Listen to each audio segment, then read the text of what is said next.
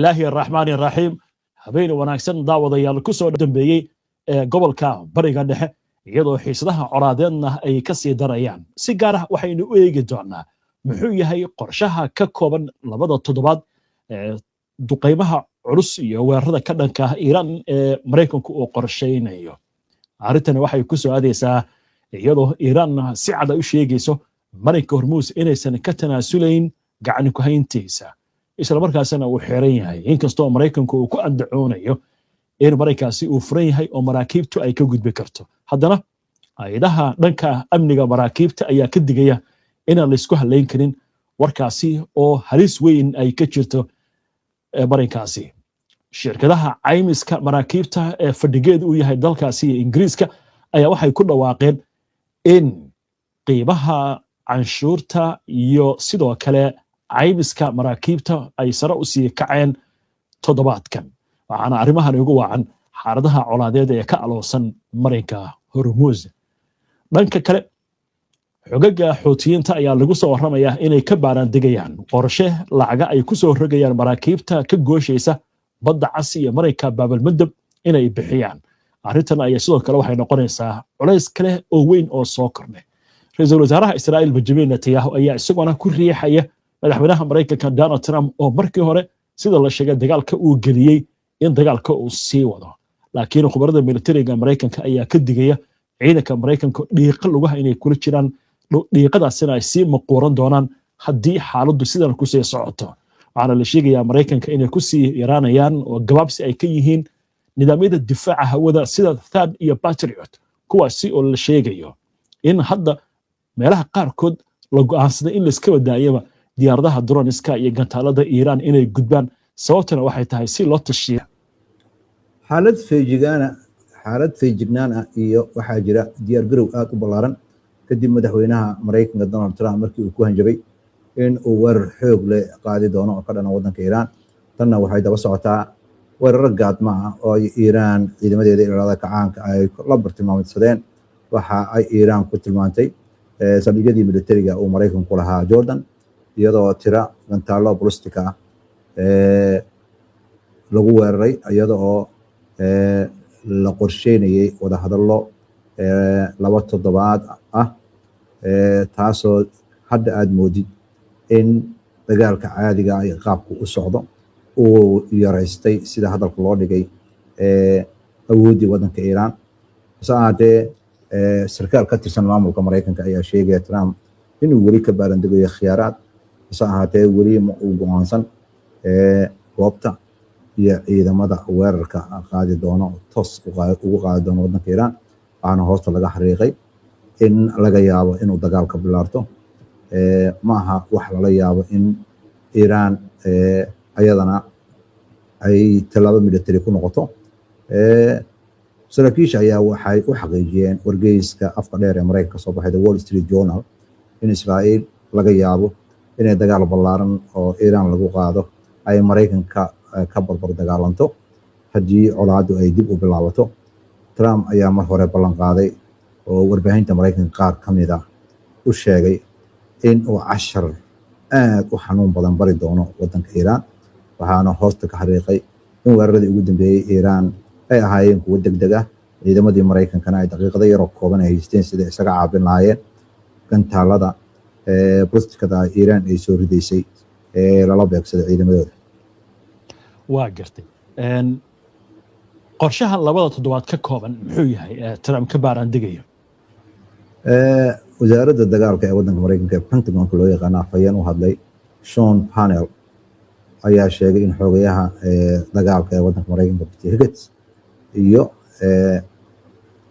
taliska dhexe ee waddanka Mareykanka ninka madaxda u ah General Brad Cooper iyo gudoomiyaha abaanduuliyaasha waddanka Mareykanka General Dane Kane ayaa kulligood waxay isku raacsan yihiin kuna midaysan yihiin istiraatiijiyo looga baarandegayo howlgallada lagu qaadi doono waddanka Iran waxaana hoosta laga xariiqay in qaybahaas oo dhan ay diyaar u yihiin una diyaar garoobeen inay qaadaan awaamiirta oo madaxweynaha Mareykanka bixinayo wargeyska The Wall Street Journal ayaa soo xiganaya ilo macluumaadkan ogsoon oo ku waramaya Cooper inuu mar horeba diyaariyo qorshe olole xagga cirka ah oo xanuun badan lagu qaadayo waddanka Iiraan sida hadalka loo dhigay. waxaana laga yaabaa in uu qaato muddo 2 toddobaad ah. ilahaas ayaa sharaxay in Cuba qorshihiisa uu yahay weeraro isdaba joog ah oo ujeedadiisu tahay in lagu curyaamiyo awoodda gantaalada ee waddanka Iiraan leedahay. tanoo qayb ka ah baa leeyahay ololaha lagu ballaarinayo weerarada Iiraan iyo Maraykanka ay isku qadqaadayeen, iyadoo saraakiishu ay aaminsan yihiin in aan hadda wax guula laga keenin ama lagu cabsi geliyo waddanka Iiraan weerarada uu Maraykanka qaadayay. waa gartay Brett Cooper oo ah taliyaha taliska dhexe ciidanka Maraykanka iyo Dan Kane oo ah taliyaha banduulayaasha maxay ka aaminsan yihiin sida loo wajahayo xaaladan? laba fikradoo kala duwan bay wataan. maxay yihiin labadaas fikradood? Cooper ayaa waxa uu aaminsan yahay in duqeynta xagga cirka ay waajib tahay in la dardargeliyo lana ballaariyo si awoodda gantaalada ee khatarta ah waddanka Iiraan loo daciifiyo. wuxuuna ka baarandegayaa in uu isku dayo in uu weerar weyn qaado si ismariwaaga looga gudbo, halka gudoomiyaha taliska dhexe uu asna ku doodayo in dagaal ballaaran oo military hoos loogu dhigo baahida loo qabo dowladda Maraykanka inay aad isugu halayso nidaam difaaca. dhanka kale wargeyska ayaa wuxuu soo xiganayaa ilo sheegaya in gudoomiyaha banduulayaasha waddanka Maraykanka General Dan Kane uu aaminsan yahay in ay hoos u sii dhacayso hubkii kaydka ah ee waddanka Maraykanka uu haystay. taasna kama hor istaagaysa ayaa leeyahay in dagaal ballaaran uu Maraykanku ku qaado waddanka Iiraan, hase ahaatee waxaa aad u sii kordhaya khatarta ah in hubka uu dhammaado. waa gartay wadahadallaa socday dhowrkii maalmood ee lasoo dhaafay, inkastoo Maraykanka iyo Iiraan aysan toosan u wada hadlayn. Maraykanku ma laga yaabaa inuu kusoo laabto wadahadallada oo danta in run sheegayso hadama Iiraan aysan libiqsanayn mise xaaladda dagaal bay u jahaysanaysaa? wakaaladda wararka ee dalka Maraykanka AP la yiraahdo ayaa soo xiganaysa mas'uul sare oo Maraykan oo sheegaya in waxyaabaha ugu dambeeyay oo dhacay ay tilmaamayaan in si toos ah loogu noqdo wadahadallada inaynan wax dhow ahayn. waxaana lagu nuuxnuuxsaday in maamulka Maraykanka uuna raadinaynin inuu wadaxaajoodka uu Iiraan kula jiro sii wado waqtiga hadda lagu jiro. maalmo uun ka hor madaxweyne Trump ayaa dhammaan joojiyey duqeyn 13 habeen oo isku xigta uu ku qaadayo waddanka Iiraan si fursad loo siiyo waa sida hadalka oo dhigaya wadahadallada, laakiin wax ka soo naasacadaada ma jiraan. dhowaan madaxweynaha Maraykanka wuxuu la kulmay ra'iisul wasaaraha Israa'iil Benjamin Netanyahu. Israa'iil markaa doorkeeda muxuu yahay xaaladan imika socota? saraakiil Israa'iili ah ayaa u sheegay wakaaladda wararka ee dalka Maraykanka AP in ay aad walwal uga qabaan waxa ay ku tilmaameen Trump sida uu ugu nugul yahay ascaarta saliidda cirka isku sii shareeraysa iyo walwalka weyn uu ka qabo qaar ka mid ah saraakiisha maamulkiisa gantaalada looga hortegayo gantaalada ballistigada ee Iiraan soo dirayso oo gantaalada difaaca ay sii yaraanayaan. sarkaalkani ayaa u sheegay wakaaladda wararka ee waddanka Maraykanka AP in gudoomiyaha banduulayaasha waddanka Maraykanka oo ku wargeliyay madaxweyne Trump in xaaladda hubka kaydka ah ee waddanka Maraykanka in mustaqbalka howlgallada military ee ka dhanka waddanka Iiraan ay saameyn ku yeelan karto.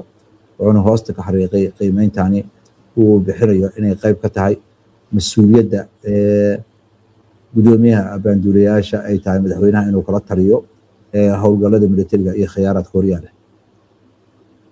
waa gartay Iiraan haddii ay dhacdo weerarkan in qabadan toddobaad la xoojiyo sidee bay uga jawaabaysaa warbixintu leedahay? Nuuraddiin al-Daagir ayaa sheegaya in aad loo filayo in Iiraan ay suuragal noqoto in ay Maraykanka weeraradiisa ka jawaabto. waxaana hoosta laga xariiqay halka saraakiisha Iiraan ay filayaan in dowladda Maraykanku ay tallaabo military qaadayso. waxay Iiraaniyiintu aaminsan yihiin inayna suuragal ahayn in xadkii hore ay Maraykanku weerar ku qaadayeen wax ka badan inay la imaan doonin. al-Daagir ayaa wuxuu intaas ku darayaa firitaanka Iiraan ayaa tilmaamaya in jawaabta Maraykanka aynan noqon doonin wax aad u weyn oo colaad gobol oo ballaaran sameeya. waxaa laga yaabaa in lagu noqdo dagaal furan oo labada dhinac u dhexeeya. wuxuuna tilmaamay taa beddelkeeda waxay labada dhinacba doorbidayaan in heshiis diblomaasiyad la gaaro, gaar ahaan dhexdhexaadintii ay wadeen dhinacyada oo la xiriirtay Iiraan iyo Cumaan wada hadaladoodii. waxaadna moodaa Maraykanka iyo Iiraan siduu ninkan khabiirka hadal ku dhigayo in labadaba in dagaal ballaaran rabin. waa gartay. maxaa la filan karaa marka maalmaha soo socda? halka howlgallada military lasu diyaarinayo una muuqata labada dhinacba inay horumar weyn ka sameynayaan isdiyaarintooda, ayaa saraakiisha Maraykanku waxa ay qiimeyn ku sameynayaan khiyaaraadka iyo xulafadooda gobolka bariga dhexe jooga oo ayaga laftirkooda heegan ku jira. halka xaaladda laga yaabo in ay noqoto colaad aad u ballaaran. waxaa laga yaabaa in ama lagu noqdo diblomaasiyadda oo la isku haleeyo go'aanada ay dowladda Maraykanka qaadanayso iyo Iiraan dhowrka maalmood soo socda. laakiin waxay tahay xaaladani waxaad moodaa in labada dhinac is-aaminaad weyn ay ka dhexayso, arrintaana aynu wax badan hore u socon. waa gartay. waayahay maxamed, haddii intaa kaga gudubno warbixinta xaaladan dagaal haddii Maraykanka uusan ku guuleysanayn, la sheegayana nidaamyada difaaca hawada gantalada lagaga hortaga inay sii dhammaanayaan.